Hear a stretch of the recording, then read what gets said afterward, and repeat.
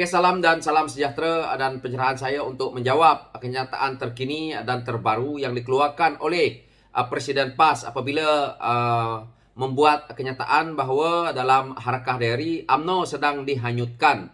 Dan daripada apa yang saya baca daripada kenyataan itu, saya melihat daripada sisi yang mana dia berkata semenjak berlaku krisis kepimpinan sehingga menyebabkan tampuk kepimpinan jatuh ke tangan pihak yang lebih bersifat oportunis dan dibejati dengan politik wang tanpa ideologi. Sehingga kan kini ada pula yang melepaskan ideologi perjuangannya. Keadaan tersebut terlaksana orang lemas, tidak tahu berenang dan meraba-raba apa saja bagi menyelamatkan diri.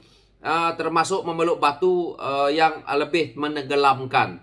Dan apa yang saya lihat di sini, kenyataan PAS ini bersifat memainkan isu perkauman dan agama. Yang mana dia berkata di sini, perkara dengan nyata berlaku ada kelompok yang melompat ke arah Pakatan Harapan PHS yang menjadi gabungan antara parti DAP yang berideologi chauvinis, ekstrim, sosialisme, bertopengkan demokratik, sekular, terbuka anti-Islam serta PKR yang pragmatik, sekular dan PAN sebagai alat tambahan.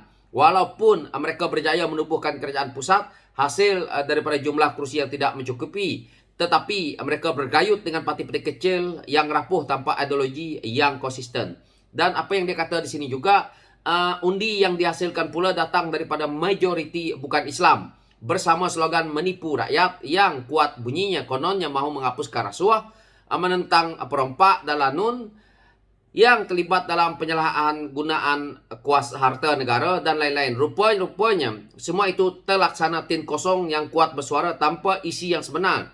Apabila semua pihak yang diserang itu menjadi rakan akrab mereka bagi menubuhkan kerajaan luar tabii.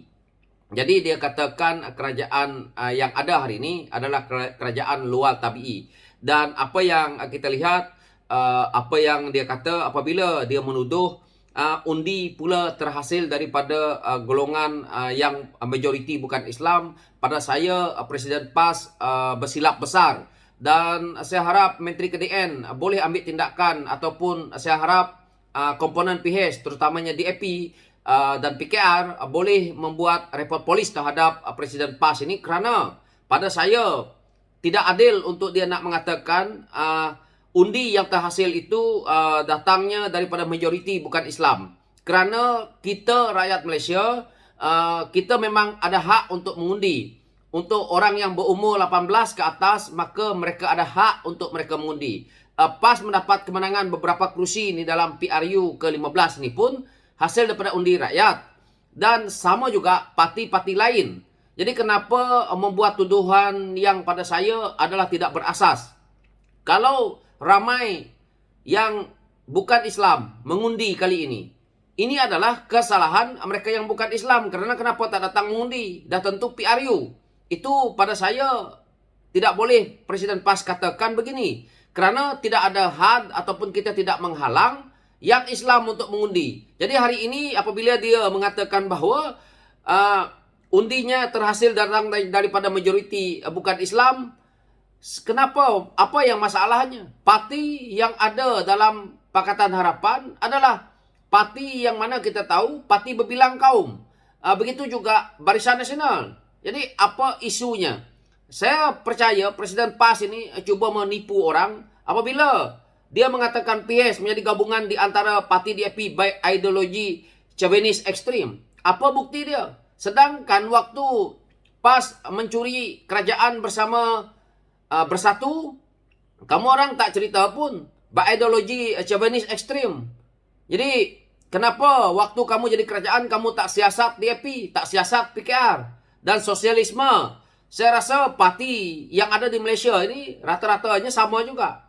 Yang mana dia kata bertopengkan demokratik sekular, terbuka anti-Islam. Jadi ini adalah satu tuduhan yang sangat pada saya ekstrim yang dibuat oleh Presiden PAS. Yang mana juga dia menuduh PKR yang pragmatik sekular dengan PAN. Dia menuduh juga parti PKR dan juga Amanah sebagai alat tambahan, yang mana mereka kata mereka berjaya menubuhkan kerajaan pusat hasil jumlah kerusi yang tidak mencukupi. Jadi Presiden PAS menubuh kalau Perikatan Nasional itu hendak menubuh kerajaan dengan 73 kursi. Apakah parti yang Perikatan Nasional nak bawa? Yang pertama kita tahu dia cuba untuk nak mengambil komponen GPS, nak mengambil komponen GRS, nak mengambil komponen-komponen parti kecil ataupun sepihan yang lain yang ada di Sabah Sarawak untuk menambahkan kursi, termasuk nak mencuri ahli parlimen UMNO. Adakah ini satu kerajaan yang akan terbentuk dengan apa yang Presiden PAS mau? Jadi di sini adalah pada saya pembohongan besar yang cuba dibuat oleh Presiden PAS ini dengan mengelirukan rakyat. Apalagi apabila dia mengatakan kerajaan yang ada hari ini kerajaan luar tabii, maka menderhaka lagi kepada titah yang di Pertuan Agong, yaitu kerajaan perpaduan. Jadi Presiden PAS ini perlu disiasat kerana pada saya mulut dia celupal, yang mana dia tidak sedar dia makan gaji buta, yang mana dia bagi anak isteri dia makan gaji buta duit rakyat. Nah, ini sebenarnya. Jadi dia hari ini gila dengan kuasa, tetapi dia penakut. Dia seorang yang pengecut apabila masuk dalam parlimen, tidak berani berucap, tidak berani mengeluarkan apapun cadangan, tetapi di luar dia boleh mengeluarkan fatwa-fatwa yang menyesatkan orang lain. Jadi kenyataan dia untuk menuduh parti yang memerintah hari ini, terutamanya Pakatan Harapan yang bersama dengan Barisan Nasional, pada saya juga Presiden PAS adalah seorang yang pendengki, yang cemburu, yang iri hati, yang hatinya busuk sebusuk-busuknya. Pada saya juga dia tidak layak untuk menjadi pimpinan politik. Jadi yang merosakkan parti PAS adalah Presiden PAS itu sendiri. Dan akhirnya di waktu akan datang rakyat akan lihat cerita tentang politik wang.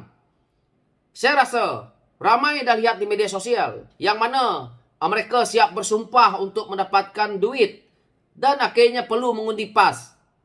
Jadi pada saya, adakah ini satu budaya yang hendak dibawa oleh ahli politik seperti mana parti PAS ini?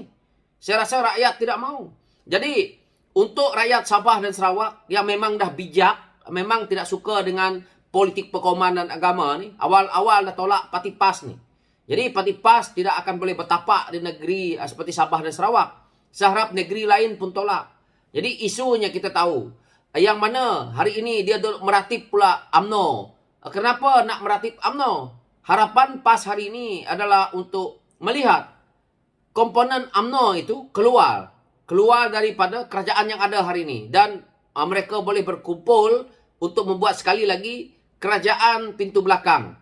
Hari ini dia menuduh kerajaan yang ada, kerajaan luar tabii. Tetapi dia silap bahawa inilah kerajaan yang terbentuk daripada komponen awalnya itu Pakatan Harapan yang sebagai blok terbesar untuk menjadi kerajaan.